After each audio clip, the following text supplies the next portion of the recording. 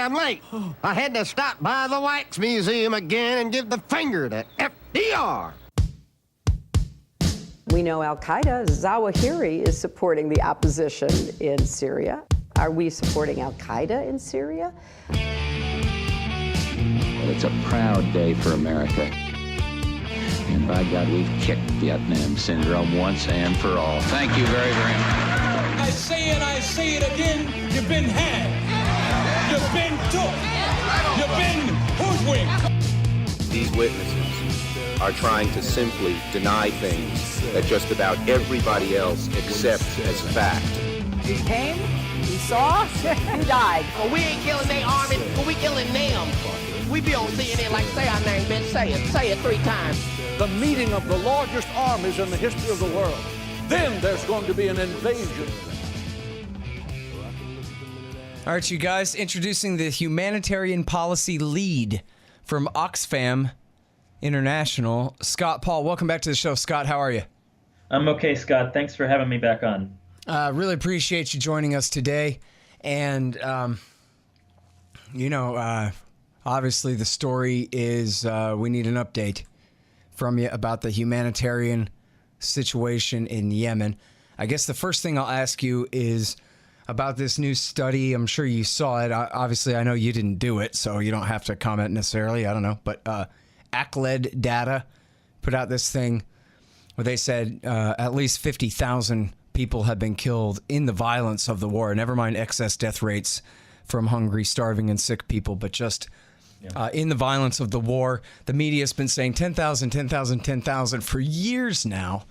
When I talked with Nasser Arabi, a reporter based out of Sana, of course, he told me his count was up to 50,000, I think more than a year ago, well over a year ago. And again, this doesn't include cholera or any of that. And so he was saying he thinks it's quite a bit higher now. But so I wonder, what's your reaction to that development? First of all, saddened but not surprised.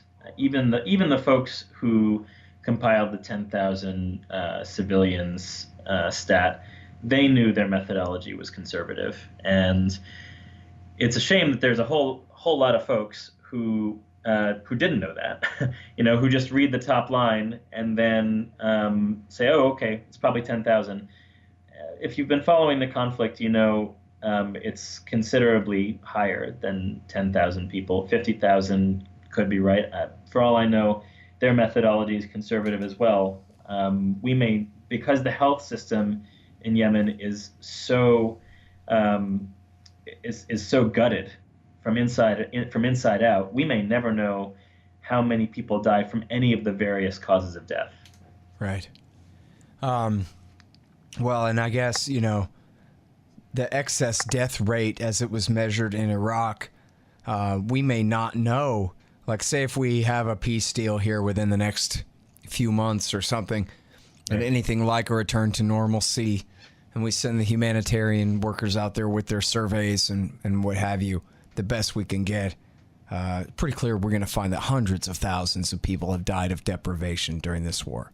Yeah, it's going to be guesswork, but for anyone who's making policy decisions about Yemen, let's just save them the trouble.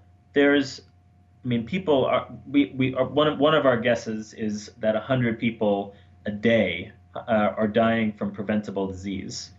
That's on top of people dying as a result of the airstrikes and the shelling and the landmines. So just, if you're making policy, stop trying to do the math. So that's what, 40,000 a year then? Something like that? Back of the envelope math, maybe. I'm not sure. I was just 365 and add 2 zeros, so. But yeah, bottom line is, it's an absurd number of people to be dying in a war of choice that's basically only continuing because there are a bunch of guys with guns or who command guys with guns whose egos need to be satiated. That's what this is about at this point. Got that right. There's certainly no strategic interest in it. And, to talk about the politics, I know we've talked about the politics of it a little bit here before, but I think we've known from the very beginning of this war that the Saudi stated goal of reinstalling the Hadi government was absolutely beyond impossible, so forget about it. The entire purpose of the war was unachievable from the very get-go, and everybody knew it, and they did this whole thing anyway. If you're being sympathetic to the Saudis, they have international law on their side. You have a formally recognized, internationally recognized government requesting assistance. So they have consent to use force. They have collective self-defense if they want to lean on that too. But at some point, and I think those of us in the humanitarian world would hope that it was way sooner rather than later. We shouldn't be having this conversation now. There's got to be a measure of reality introduced. And the reality is that none of the parties, not President Hadi, not the Houthis, not any of the various parties or armed groups that have popped up over the past 3.5 years, have shown any interest in governing or any interest in the welfare of civilians. So there's got to be a different way. Right. I was just reading this great piece by Michael Horton, no relation to me, where he's really a Yemen expert. He's at the Jamestown Foundation and so forth. And boy, was he talking about how war is the health of the Houthis, and how here are guys who know nothing about being a government in terms of providing services of any kind, security or anything else, to people, and who are strict authoritarians, although they're not. He said they're not really like the Taliban with like insane cultural restrictions. And they don't really have the ability to enforce real authoritarianism, but they're basically a bunch of lawless hotheads and have no business really being in charge. And yet, the more America and Saudi bomb them, the more the people of Yemen rally to the Houthis and say, this is the security force. As Tom Russell said, you go to war with the security force that you have, and they'll take the Houthis over the Americans, killing them. I mean, they derive whatever legitimacy and popular support they have from resisting foreign intervention. That was their rallying cry in the 1990s and the 2000s when they were just getting off the ground. And that's their rallying cry today. Foreign intervention is the jet fuel that powers the Houthi machine. And they don't have a governing ideology. Now, I was just in the south of Yemen last week. It doesn't appear that the government of Yemen or any of the associated entities that are governing in the south have a governing agenda either. And so what it all comes down to is there's got to be a different set of international incentives that are put in place so that people who actually have a stake in the country's future, civil society, journalists, human rights defenders, women, if we're being broad in general, they're not to be overbroad, have some formal role in determining what the government is going to look like. Hey guys, check out my book, Fool's Errand, Time to End the War in Afghanistan, by me, Scott Horton. It's about a year old now. The audiobook is out too if you're interested in that, and a lot of people seem to like it. It's got all good reviews on Amazon.com and that kind of thing. Check it out. And guess what? I'm writing a new book. I know I told you I didn't want to, but I got away with not doing it. It's a transcript of a presentation I gave. So the whole first draft is really done for me. I just have to edit it 100,000 times until it's good enough to put out as a book.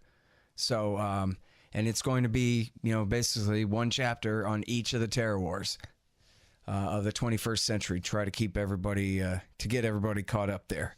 So look forward to that.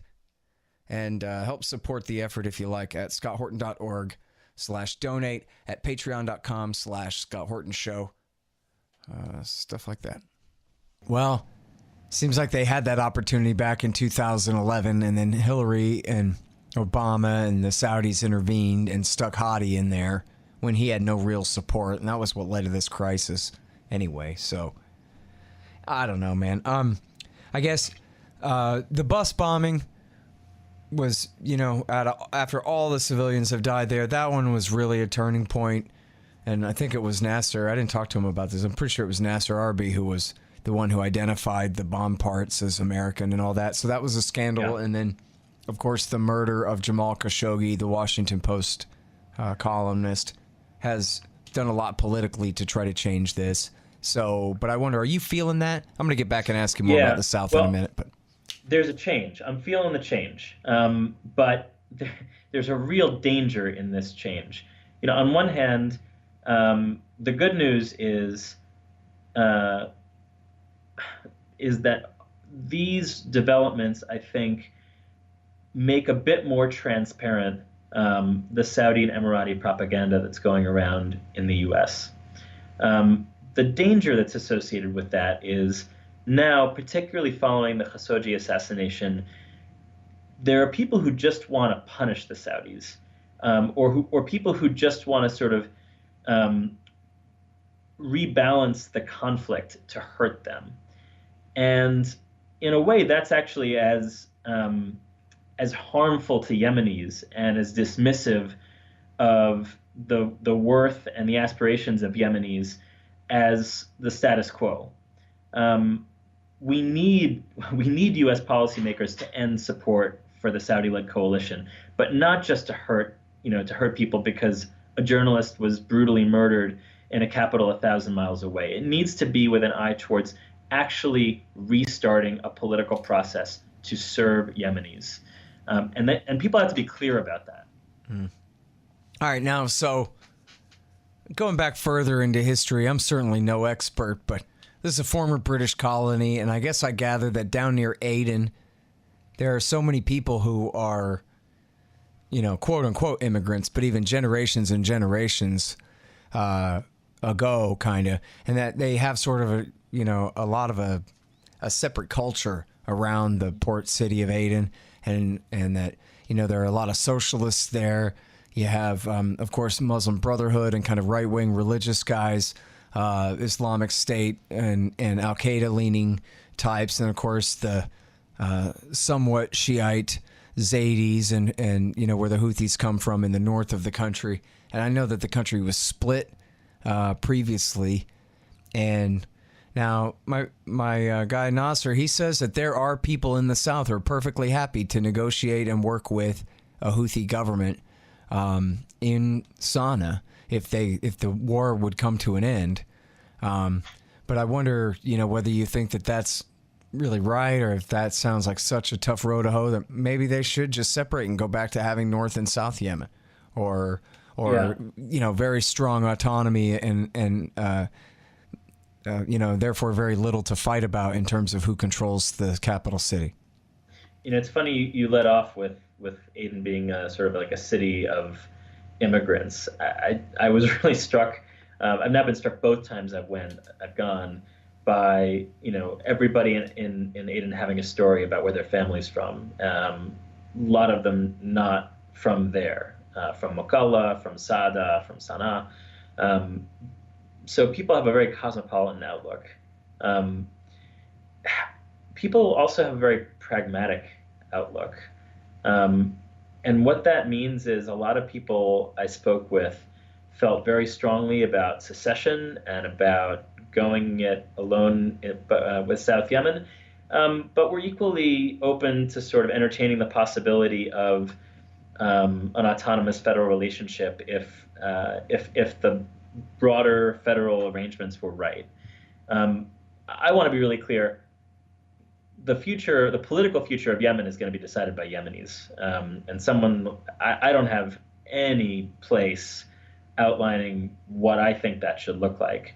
But still, you know what? Like anything we learn about your point of view, though, is instructive as to the situation as it's going. So you don't have to be in charge to make your own call.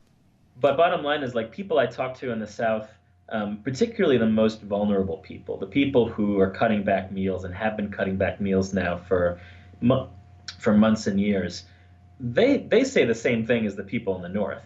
And likewise, people in Taz who were subject to the Houthi siege will say the same thing as people in Hadida who've been subject to a coalition offensive. And they don't blame just one side. They blame everybody. And the reason they want peace is because they want the price of bread and rice to go down, not because they have some abstract idea of what government should look like. They just want to be able to get a job and afford bread. Right. So in other words, there's plenty of room to negotiate, and get trade back going again. if you're really listening to the people who are most affected, there's a huge amount of room to negotiate. But the problem is it's a small number of people who command a lot of guys with guns who are mostly out to fulfill, to satisfy their egos. That's ultimately what this has come down to at the moment. All right, so talk to me a little bit, if you could, Scott, about the history of the siege at the ports.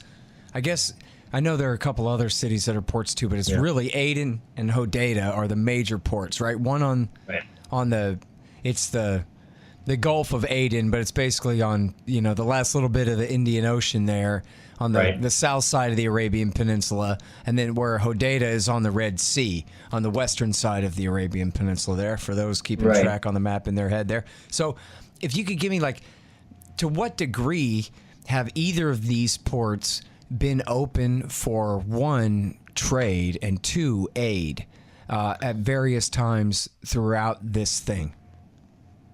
I'm glad you asked. It's a super complicated question. There's also McCullough Port, which is I know, and I'm sorry I asked it in such a broad manner, but I need that in-depth of an answer, so go ahead. Okay, so what Oxfam and others have referred to all of this as a de facto blockade, because the overarching story over now nearly 4 years is that the Saudi-led coalition has imposed such onerous requirements on everything coming in that the delays that have resulted have inflated the prices of the goods so greatly and marginally reduced the supply, at times hugely reduced the supply, that by the time things come in, they're either spoiled. If it's food items, a lot of these food items and containers are spoiled.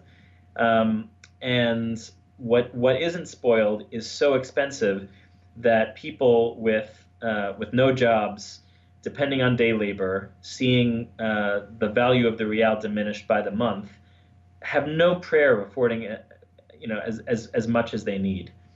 So it looks a bit different when you consider which port you're looking at. In Hodeidah, there's no containerized goods coming in, even though it's a major container port.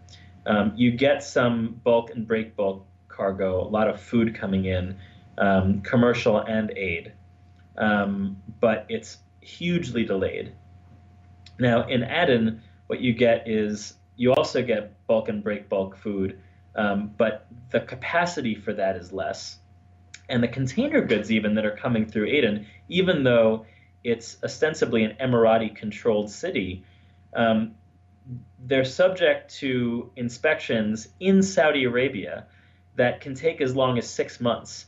The port of Jeddah in Saudi Arabia has now basically become a sort of a container depot, and stuff sits there for 6 months, and then these small ships come and take it into Aden, and by the time it arrives, it's been so long that half of it is spoiled and the other half is so expensive that people can't afford it. All right, and so now, and please help differentiate between aid and trade too. Yeah. In fact, I guess I'll say that I was under the impression, that all international trade had been halted, and that the only things that were being allowed, at least into Hodeidah, were only aid ships, UN or whatever, Red Cross or whoever else sending in grain like that. But then someone corrected me about that and said, no, that's not right. Right. There's business and open to international trade. It's not a full blockade on food, but then I think probably the rest of the answer was a lot like what you just said about how it amounts to one anyway because of the long delays and all of that kind of thing. But at the same time, though, I think I had been told repeatedly that international businesses and trading companies, whatever, that they weren't in it. That the only things getting in were aid. So, yeah, technically yes. There's commercial food coming into Hodeidah, but number one, in order to get any food into Yemen, you need to get letters of credit, and you need to procure that food, 3 months in advance. And the commercial bank, the Central Bank of Yemen has now been under such pressure and has imposed regulations that actually make it difficult to issue those letters of credit. So that's one thing that makes it more difficult. Separately, there's a set of processing plants in Hodeidah that have suffered damage from the fighting, that are in danger of being cut off, also that depend on chemicals being imported in order to keep the manufacturing line going, that are now prohibited by the Saudi-led coalition. So Yemen's food production lines are also under attack. And now that's just during the periods like now when technically food is allowed through. There have been periods like November and December of 2017 where the coalition just prohibited all commercial food shipments altogether. So it's a super complicated story. The bottom line is, at any given point in the conflict, including and up till now, the food supply, as well as the fuel supply, to be honest, are being suffocated by the policies of the Saudi-led coalition, and it's one of the major drivers of malnutrition and starvation in the country. Yeah, man. All right, now, so let's talk about cholera for a minute here. The number 1 million gets thrown around a lot, and I forget, I think it may have even been you that helped clarify. No, it wasn't. It was I think, McGoldrick from the UN on the show that clarified that, well, anybody with diarrhea, we're calling it cholera because what are you going to do? You can't test them all, and we have to treat them all the same anyway, and this and that. And so, that makes me really wary because, you don't ever want, especially for, the anti-war forces, pro-humanitarian forces here, don't ever want to get caught looking like we're exaggerating something that's already a genocide and doesn't need to be exaggerated. And I understand the predicament that doctors are in and aid workers are in saying, well, count another, batch of 1,000 people came in sick today or whatever. I don't know what you're supposed to do. But the point of it was that they were still estimating that more than 3,000, I think it was, people had died of cholera, and most of them, of course, young children. And so, and then that was last year, and I guess the seasons changed and the cholera kind of went away for a little while, but now it's back. Is it as bad as last year? I know the Saudis are deliberately specifically bombing cholera clinics. That's not an accident when they're bombing all the hospitals and specifically cholera hospitals, these guys. With American help every step of the way, by the way. But anyway, so what is the situation with the outbreaks of disease there? So you are 100% right about the seasonal changes. We are now back into the North has already seen the rough season. The South is going to see the rough season shortly. There is likely to be a fourth wave in this cholera outbreak, and I doubt so far it has not been as bad as it was a year ago. A year ago really seemed to be the peak of the spread. Absolutely, the Saudis and the coalition have bombed cholera clinics. Now, the Houthis have also hit cholera clinics and hospitals with shelling, and it's really difficult to say much about the patterns of attacks, except to say that none of the parties give a damn about maintaining the health system. One last note about the stats. Absolutely fair point. We don't want to be exaggerating the numbers either, and we try to be clear that the more than 1 million, I think 1.2 million now, is some combination of cholera and acute watery diarrhea. The thing I'd note is that's the standard basis of comparison for the past cholera epidemics on record. Okay. So when you read about past epidemics, and you see a number that's way lower than the number in Yemen, that number also refers to cholera and acute watery diarrhea, because which is also deadly for the same reason, right? Exactly. Yeah. And so, because testing isn't necessarily the best way to treat whatever it is, we're probably never going to know how many of those cases are cholera. Hey, you guys, if you're good libertarians, go ahead and submit articles to the Libertarian Institute. Maybe I'll run them.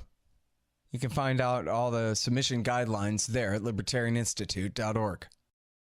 So I did quit Twitter, not because they banned me for a week, but because I've been trying to quit anyway. I've got a lot of book reading done, and now I'm writing another one here. And so I'm glad to be done with that. But I am still on Reddit, but it's a private Reddit group. Tom Woods convinced me to do it. He wanted me to do Facebook, but it's on Reddit. Anybody who donates more than $5 a month by way of PayPal or patreon.com/Scott Horton Show, or whatever you want, send a check.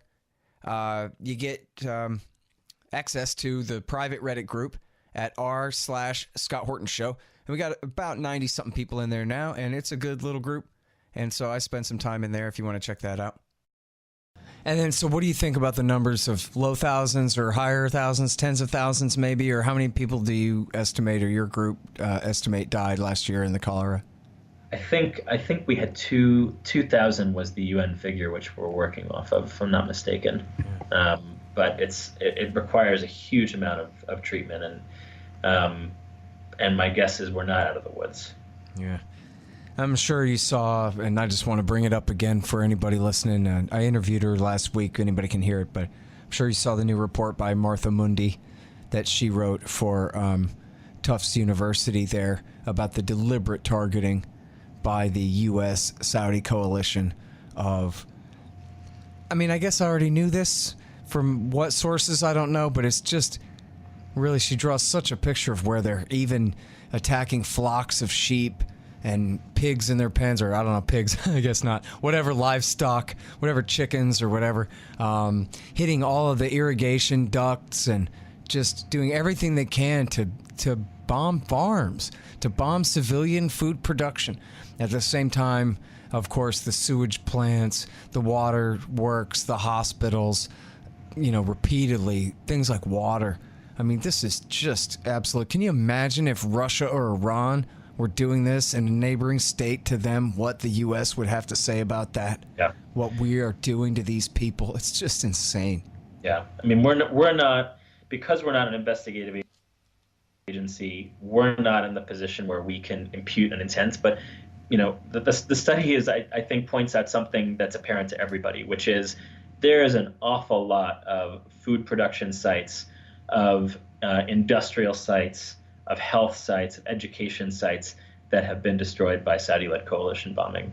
And you can draw your own conclusions about what that means for intent. Yeah, I think it's pretty clear. All right, so now, I mean, the New York Times is finally covering the famine in a significant way, that kind of thing. But I guess, can you compare the hunger and the starvation as it is this year compared to last year and the year before that? Something like that? Oh, we're worse off. Let me be really clear. What's different about the crisis in Yemen than a number of other crises that I've followed in my career and worked on is when you hear about Yemen in the news, it's because things are getting a lot worse really fast. But when you're not hearing about Yemen, it's not because families are recovering. It's not because people are accumulating assets again and figuring out how they're going to generate income for themselves and their families. They're not sort of building up their coping capacity and improving their health outcomes. There's no rebuilding going on. It's just getting worse more slowly than when you're hearing about it in the news. So a few years ago, things really went off the rails, and what was even before the conflict, what was a terrible humanitarian situation even before the conflict escalated in 2014, 2015, became even worse. And every time there's a spike in news coverage, we just get that much closer to famine. And because of the nature of the crisis, because it fundamentally has to do not with scarcity and also not with drought, but with high prices and low incomes, you see more people pushed to the brink of famine before you see people go over, because Yemenis are generous, they help their neighbors, and they try to help the people who are most vulnerable. Also because international and national aid operations have helped an awful lot. So now we're at a point where there are more people, now 14 million people, just teetering on the edge of famine. And it's not clear to me whether there's going to be a famine declaration anytime in the immediate future. There could be. There's no question that conditions are worse now than they've ever been in Yemen. This is the largest and now the most severe humanitarian crisis in the world. Well, it really makes you wonder if I could call ceasefire right now, whether this would all still take place anyway, whether it's too late to stop this. It probably would, because in addition to a ceasefire, what we need to see is Yemen's basic institutions begin to function again, and imports begin to come through without obstructions. And even in the event that happens, it's going to take Yemeni communities a decent amount of time just to build up their coping skills again. Yeah. Well, and all of their, markets and systems of distribution are basically all have to just start over from nothing. Right. I mean, just... God almighty. Well, yeah. So, I mean, if you think about the person, the person who, let's say, has a 6-person family, maybe used to have a job in the local factory. For 2 years, that person has been essentially dependent on day labor. And 2 years ago, that person could get day labor 2 out of every 3 days. Now that person's getting day labor maybe a few times a month, and there's no savings left. There's no credit left. There's no coping capacity. All of the bodies in the family are weakened. Immune systems are weakened. So if there's a cessation of hostilities tomorrow, how long is it going to take for that person to get reliable work again? How long is it going to take for those bodies to recover and for prices to come down in order for people to afford an amount of food that's going to allow them to recover? That's going to take a lot of time. Oh, man. Well, I guess, it looks like maybe we'll have a start to an opportunity to do something now that we have Mattis and Pompeo saying they want to see the beginning of the end of this thing a month from now. I don't know what that really means, but... yeah, Scott, it's a good start, that statement. And you're right. It's a step change from where the U.S. government has been for quite a long time. But they're going to be tested. There are an awful lot of folks who are making a lot of money off this war, and who still believe they have more to gain from fighting than talking. Yeah. And in that Michael Horton article at the American Conservative, he was saying, "You think the Saudis are ready to call this off? You're wrong about that. Just because you want to." And I mean, they really need us. And when you say the Saudi-led coalition, that's false. America is the world empire, and Saudi Arabia is our satellite. Our Navy enforces the blockade. Our Air Force created their Air Force and runs it from top to bottom, and including the bombs and the training and the fuel and the rest of it. So, neat little invention of theirs, like the Brits, to use, indigenous forces from one tribe to attack another, something like that. But that doesn't make this war any less belong to Obama and Trump, who, after all, and that's the test, right, is could or could not Donald Trump end this war with one spoken command? And the answer is absolutely could. He wouldn't even have to lift a pen. He could just say, that's it, it's over, and that would be it. I think the answer is maybe. I'll be honest with you, I'm not 100% sure. But I am sure that the U.S. has not used close to all of the leverage it has. And even with this statement, there's an awful lot of leverage still to be used. And it is going to take all of the U.S. government's leverage on its security partners in order to bring peace. Peace is actually a long way away. But just to get a cessation of hostilities between the principal parties in this conflict and start to get the Yemeni economy functional again. Yeah. Well, you know what? So I know this is also a little bit outside of, you're the humanitarian guy, and I keep asking about all different facets and aspects of this, but it just seems so important here to mention about the media blackout all this time on this war. Famously, I meant to say this in my speech the other day in Houston, and I forgot, about how MSNBC won a record or something, won an award for going a year solid without saying the word Yemen once. Wow. On that channel. for all of their coverage of Stormy Daniels and all this crap. They didn't say the word Yemen once for a full 365 days. I'm pretty sure it was fairness and accuracy in reporting that nailed them on it. And you know, it's because partisanship requires that everybody avert their eyes, because Obama started it and Trump's continuing it. And so rather than be hypocrites by attacking the other guy, they're hypocrites by just being silent while the thing continues to go on. And that includes the partisans who run all the news channels. Of course, Fox News are partisan for Trump. So they can't figure out a way to make it only the other guy's fault. And so there's this terrible conspiracy of silence. And that's what's led us to this. And you know what? The American people disappoint me and you and everybody all the time. But I'm pretty sure that if people have been told what I've been learning from people like you on this show with its small audience all this time, that the American people would not let it be this way, that we would have stopped this thing. But it's basically in secret, in a sense, certainly from the masses of people. And let me say also, completely agree with you about the TV news. Let's also add, there's a whole lot of journalists who want to go to Yemen who aren't being allowed to go by the Saudi-led coalition because they approve all the manifests of the flights in and out. And there's a whole lot of Yemeni journalists who are being routinely harassed by the Houthis and can't tell the stories, can't get images and stories out of Yemen. I mean, if you want to put it this way, the conspiracy to silence the voices of Yemenis who are fighting starvation and disease is all-encompassing. Yeah, that's really sad, especially when, you know, these Houthis, for whatever war crimes they commit and whatever laws they break, they sure are just terrible at public relations. Everything that they do, when they have the solid argument that maybe they're not the good guys, they don't have to be the good guys. They're the ones who are mostly in the defensive position here and could invoke the right to defend themselves and could invoke the horrors being inflicted on their country. And yet, nah, they're just as bad as they could be too, you know, when all they would have to do is restrain themselves a little bit and they'd probably be in a lot better position for having things go their way on an international level, you know?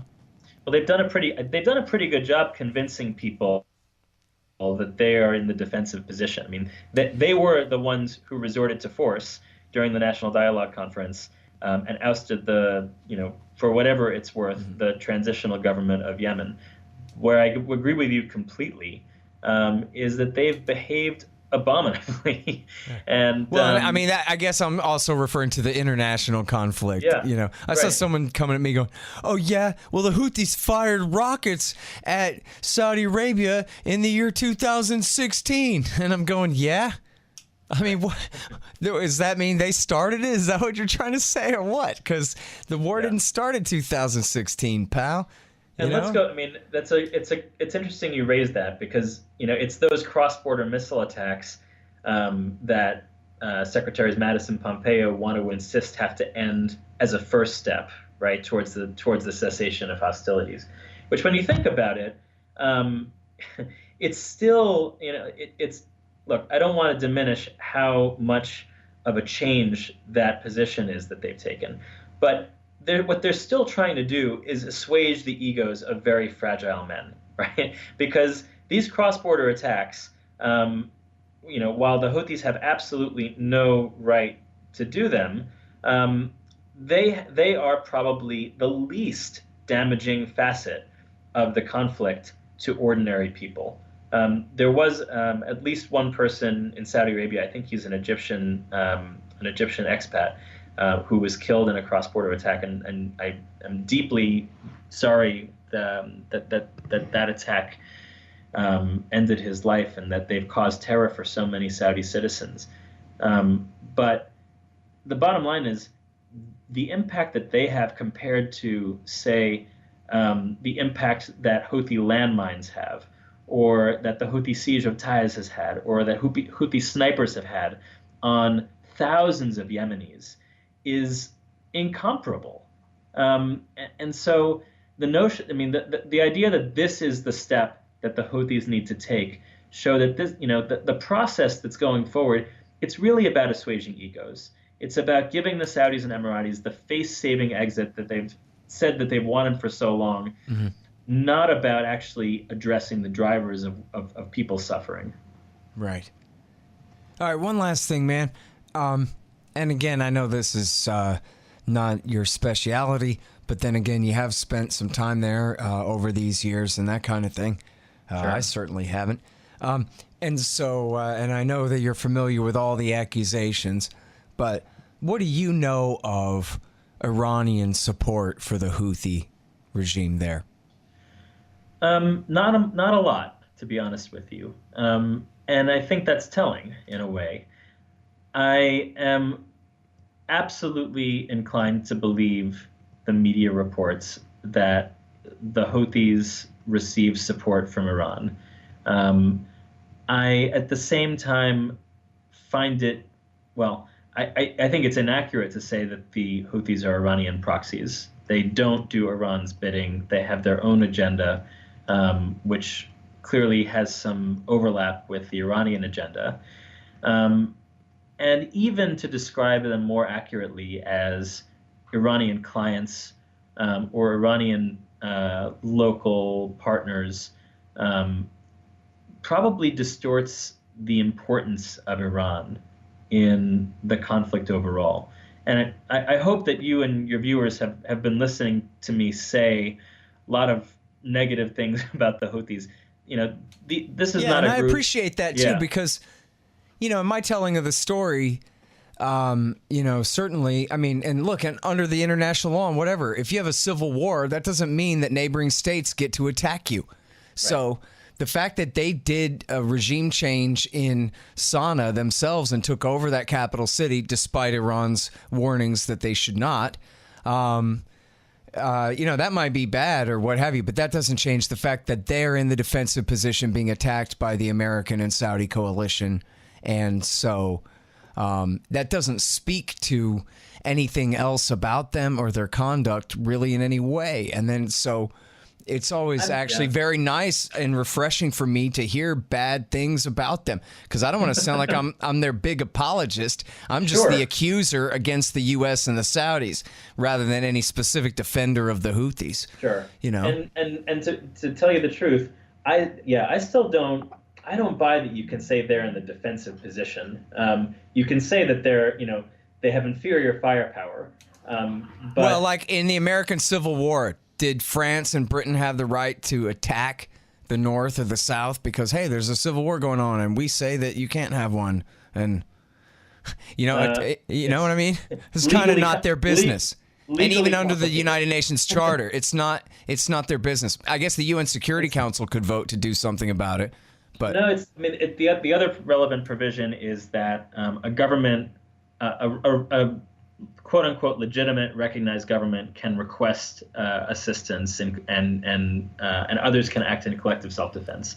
So there's a legal basis even outside the Security Council for the U.S. and Saudis and Emiratis and everybody else to be doing what they're doing. The problem is that the way that the U.S. and others in the international community have framed that assistance and support, they're basically saying, we're going to fight till the end of days with you, no matter how many violations you commit, and no matter how unrealistic your political strategy is, you know, if you have one.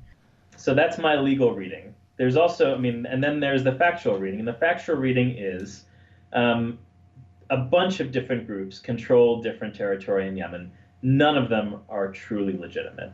And that's why we're calling for the international community to take such a strong stand. That sounds like the right position. I'm sorry I interrupted you, man. But the international community just has to say, look, enough. Regardless of who has the legal right to call for what intervention, none of it's worth 14 million people being pushed to starvation. Right. Absolutely. And, you know, it is all a bunch of legal finagling and definitions anyway about who's legit. And like you say, you know, all of these guys are just warring militias, so where's legitimacy for any of them to claim a monopoly on force anyway? And apparently none of them are able to claim a monopoly on force in anything more than one small part of the country at the time anyway, so. Also true. Man, so, you know what, too? It also sounds like this war, with or without the U.S. and Saudi, is going to continue on in Yemen for a while, too. Unfortunately, that seems to, people who know a lot more about Yemen and Yemenis who've studied their country's history, that's what they believe. And at this point, the conflict is so fragmented that we can hope to maybe put together some institutions again, help save an awful lot of lives. So that's worth a lot. But the idea of a real peace is a distant hope. Yeah. It really is. It's just like with Iraq War II, where this didn't have to happen at all. I'm sure you knew about the old New York Times story, but there's this new New York Times story, too, from the New York Times Magazine this week by Robert Worth, where he reiterating what we already knew. He says, one former administration official told me the decision was partly a measure of tensions with Riyadh over the pending Iran nuclear deal. Right. And so, in other words, as I say, refusing to back the Saudi venture could have damaged an important relationship, and the risks of supporting it seemed acceptable. Right, these are the same guys who previously had told the New York Times that they knew the results would be long, bloody, and indeterminate. The war would be indeterminate, but they did it anyway because they had to placate the Saudis over something that had nothing to do with Yemen or the threat that Yemen posed to the U.S. or U.S. interests, as you could define them in any way, but simply to make the Saudis feel better that don't worry, just because we're doing a nuclear deal with Iran doesn't mean we're tilting back toward them. We're still your best friends, and we'll prove it to you by helping you commit genocide against these helpless people in Yemen that never did anything to the United States of America at all. I mean, that is insane. People say whatever they want about Trump, but Barack Obama goes down in history as one of the worst presidents ever for that alone. Never mind his escalations in Afghanistan, his wars in Libya and Syria and Iraq War III and the rest of it. But just for that, starting a war of genocide to make a princeling feel better? We knew it was the case at the time, and unfortunately, and this is maybe this is probably going to sound like splitting hairs on a much smaller matter, but Yemen. I mean, the recent history of Yemen is actually a recent history of Saudi Arabia.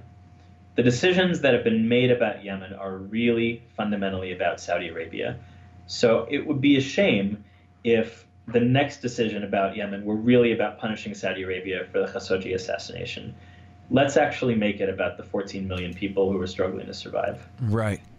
Yeah, at least start asking the right questions about what is to be done here instead of putting these crazy people and their horrifying interests first. Right. Yep. Hey, listen, man, you know what? I'm sorry I'm keeping you so long, but I didn't even really give you a chance to tell the world what Oxfam is doing over there and how that they can help with that, because that's really the most important thing we should have started with, really. Not at all. My pleasure. Well, part of what we're doing is this. We see speaking out on behalf of the millions of people who we work with in communities all around Yemen as a core part of our mission.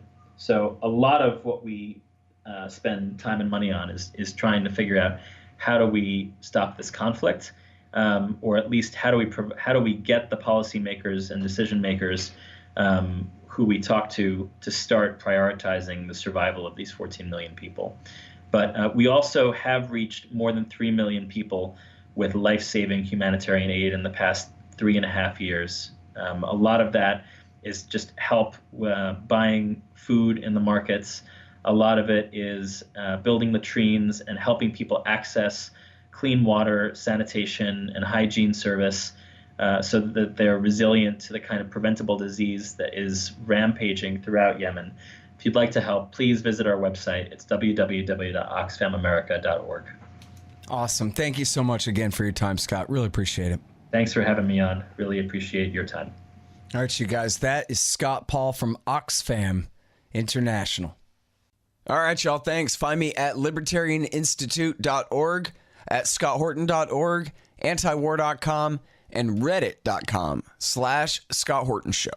Oh, yeah, and read my book, Fool's Errand, Time to End the War in Afghanistan, at foolserrand.us.